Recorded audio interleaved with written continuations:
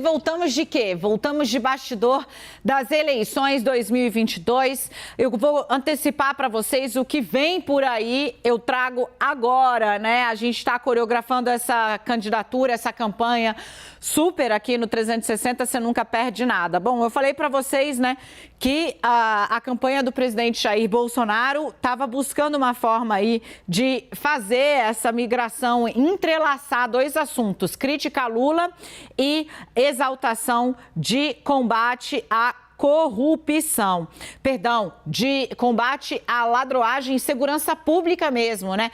Batedor de carteira, ladrão de celular na rua. E isso tá rolando, né? Hoje, o programa que vai ao ar hoje foca mais na região Nordeste. Já teve um pouquinho na hora do almoço, vai ter também pelos próximos dias essa tentativa do Bolsonaro de minimizar a votação lá. O que o Bolsonaro vai dizer? Olha, o nordestino já começou a perceber que eu fiz alguma coisa por ele. Tanto que a minha votação melhorou na região Nordeste e vem mais por aí. Então, elenca propostas, etc.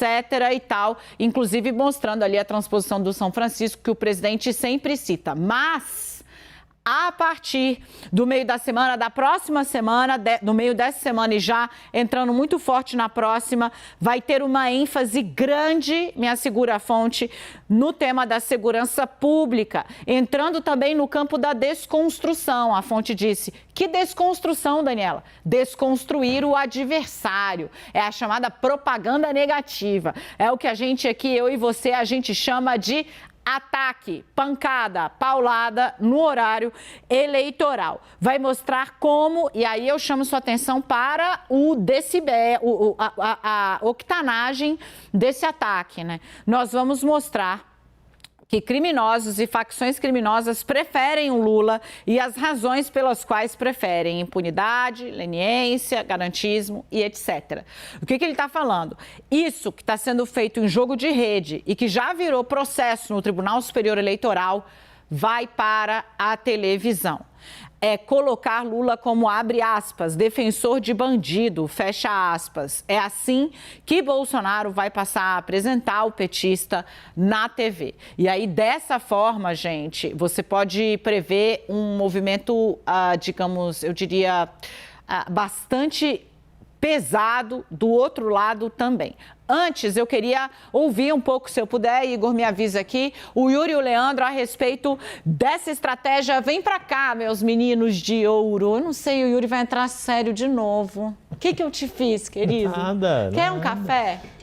Olha, café eu quero. Olha, eu sei que você não pode ir lá buscar para mim, mas café sim. O Celinha já fez o que? Que é isso? Agora não, tá de sacanagem. Duas coisas na vida que eu não recuso nunca: café e chopp. Chopp eu não tô podendo nesse momento. Exato. Mas mesmo sendo segunda-feira, se você tiver precisado, a gente sai depois aqui para botar o papo em dia.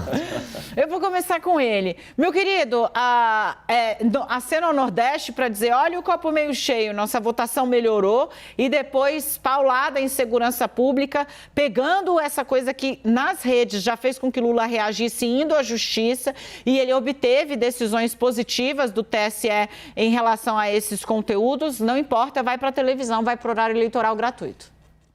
Pois é, essa questão da associação da esquerda com a criminalidade, isso tem sido uma dificuldade, e muita gente do campo da esquerda tem colocado como fazer com que se consiga ter diálogo, seja para dizer que também há, por exemplo, agentes das forças de segurança, policiais civis, policiais militares, que apoiam candidaturas do PT, dizer que quando se fala em políticas de direitos humanos não se está tratando de defesa de bandido nem nada disso. Isso é uma dificuldade histórica. Essa questão no Nordeste chama atenção porque, de fato, uma das coisas que os aliados do presidente Jair Bolsonaro tanto falavam aconteceu. O presidente melhorou a votação dele, tanto na região Nordeste quanto na região Norte, em algumas das cidades que mais são beneficiadas, por exemplo, por programas sociais como o Auxílio Brasil. Isso de fato ocorreu. Foi o suficiente? Claro que não. A gente viu que na região Nordeste a vantagem de Lula se aproxima dos 13 milhões de votos, somando os 9 estados da região Nordeste. Mas na região Norte a disputa foi pau a pau, foi parelha. Lula conseguiu vencer na região Norte.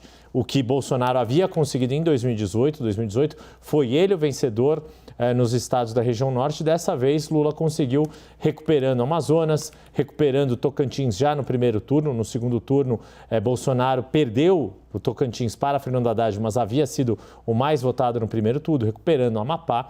Mas há uma dificuldade, de fato, para falar com esse eleitor das menores cidades do país, do interior do país. Que Lula tem mais facilidade do que o próprio PT, isso é um fato. A grande questão é como Bolsonaro pode chegar nesse eleitor. Por um lado, conseguiu, quando a própria dinâmica do Auxílio Brasil, aí quando a gente fala disso, não se trata de pura e simplesmente dizer que quem recebe o benefício passou a votar em um ou em outro. A questão é que o dinheiro que começa a circular nessas cidades faz a diferença na economia local. Isso aconteceu com o auxílio emergencial em 2020, numa forma muito mais intensa, porque aqueles R$600, 2 anos atrás, valiam mais do que R$600 valem hoje. A gente já mostrou, cansou de mostrar isso a partir de estudos, por exemplo, do economista Écio Costa, de Pernambuco, que algumas cidades tiveram um incremento de 20% a 30% da economia local com aquela dinheirama de 2020. Agora o efeito é um pouco menor, mas talvez o suficiente para mexer na dinâmica de voto nesse interior do país. Ô, Leandro, eu quero te ouvir um pouco sobre como a gente pode pensar aí a questão da imagem do Bolsonaro como um bom gestor na questão da segurança pública, né? As pesquisas mostram que esse é um dos quesitos nos quais o presidente é apontado como o mais preparado para lidar. Assim, eu queria um pouco te ouvir sobre como o Bolsonaro foi moldando essa imagem, né, ao longo do tempo, mesmo acumulando uma série de reveses, né? Troca num volume bastante expressivo de diretores da Polícia Federal, com episódios de muita violência policial contra determinados setores. A que a gente pode atribuir e como é que isso está sendo instrumentalizado pela campanha do presidente agora já, né, com bastante ênfase nesse segundo turno? A discussão que o presidente faz de segurança pública é muito da defesa que ele faz do armamento, né, da população como uma bandeira. Ele registrou isso no seu programa de governo, fala frequentemente sobre isso e é algo que o diferencia do ex-presidente Lula, que não tem a mesma visão sobre esse assunto, sobre essa flexibilização das normas e das possibilidades aí de um cidadão ter acesso a armas de fogo.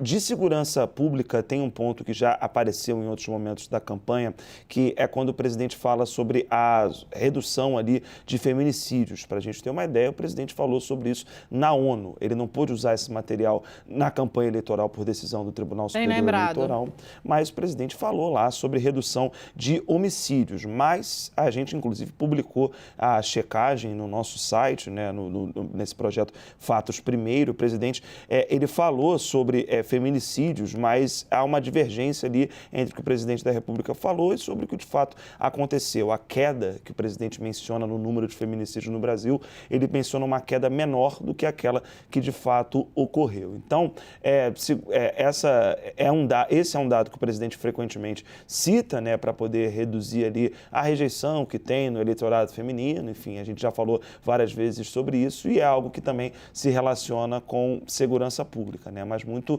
o que o presidente tem para mostrar esse dado é algo que ele sempre fala. Essa flexibilização do acesso às armas de fogo é algo também sempre mencionado pelo presidente, mas aí tem outras questões que aí certamente não aparecerão. Uma delas, por exemplo, essa questão das trocas todas na Polícia Federal, enfim, isso deve certamente ficará de fora da campanha do presidente na TV, porque é um flanco também que, eventualmente, né, adversários no primeiro turno exploraram e a campanha do ex-presidente Lula pode usar também.